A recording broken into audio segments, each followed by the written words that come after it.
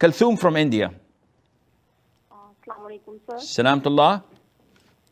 Sir, I have two questions. One for advice and second one for ruling. Okay. My first question is, like I see everywhere many abusive parents. So what Islam says about such abusive parents, like who take advantage of being parents, abuse their children, be it in every way, in every single act what they do. So if a child raises voice, why are you doing this with us? Why are you beating us? They say that you deserve this. And as same happens with adults and married also, they do same. If in some matter children don't listen their advice, they say like that our badua will follow you, your children, if you don't listen us. While children are respectful towards them. So isn't Islam want such parents? I hope you understand my question. So Kalthum from India is asking about how to deal with abusive parents. And if you ask me this question on my website, you will always get the same template, which states that we are created to be tested. الذي خلق الموت والحياة ليبلوكم أيكم أحسن عملا. Allah has created death and life to examine, to test us who would do best. And part of the tests that we see in front of us, some are tested with cancer, colon cancer, breast cancer, leukemia. Others are tested in their security. There is theft and murder in their own hometown where they live. It is not safe to go out. A third are tested by being bombed and attacked in war zones, like in Syria.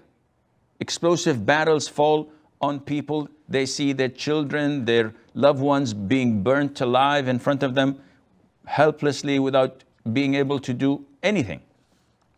Others drown in the Mediterranean in pursuit of a safe haven or a place to live with dignity and honor. They don't have a country. They keep on migrating, and the West rejects them. Their Muslim brothers reject them. They don't find a place to settle, and some of them die miserably. Others are tested by famine and drought. They may walk for miles and miles without end just for a glass of water, while seeing their own flesh and blood withering in front of their own eyes and dying out of thirst and hunger. People are tested in different ways. Now, your test is an abusive parent, whether a father or a mother. Would you like to exchange your test with those who I've mentioned earlier? The answer is definitely not. So what to do? This is your test from Allah Azza wa Jal. The parents are unlike anyone. So the parents are not a colleague that you can just shrug your shoulders and give your back to and go. Your parents are your gateway to paradise. Allah Azza wa Jal associated being dutiful and kind to them with Tawheed. وَقَضَى رَبُّكَ أَلَّا تَعْبُدُوا إِلَّا إِيَّهُ وَبِالْوَالِدَيْنِ إِحْسَانًا. Allah had decreed that you do not worship other than Him and to be dutiful and kind to your parents.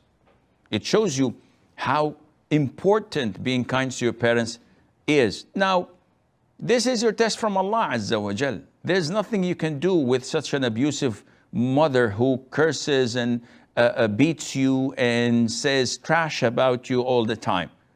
You can't do anything. The only thing you can do is, first, be respectful, be dutiful, be obedient. Do not stare right into her eyes or your father's eyes as if you are challenging them, when people usually do this when they are abused or when they are angered. Even if you don't say anything, they could tell by the look in your eyes. Also, you must not argue with them. Don't try to defend yourself. Why did you do this? You always do this. You are disrespectful, and you keep on, no, but I wanted to do this, and do not argue. Do not defend yourself. Just acknowledge, say, it's true, I'm wrong, I apologize, please forgive me. kiss their forehead, kiss their hands. Try to go out of your way, suppress any negative feelings you are feeling, and think of the reward that Allah Azza wa Jal is preparing for you. Whether your children would be dutiful or not because of your treatment to your parents, this is not a rule. We know that Nuh, peace be upon him, had a disobedient son who died as a disbeliever. Does this mean that Nuh wasn't good with his parents? Not at all. Also, we know that Ibrahim, peace be upon him, had a disbelieving father whose name was Azar.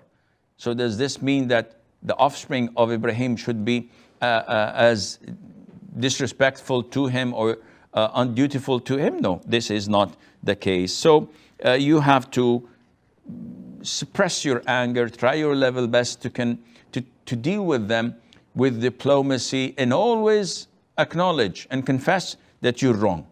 Never argue, never defend yourself. Allah Azza wa Jal knows that you are being oppressed, and Allah Azza wa Jal will avenge you and will honor you for that.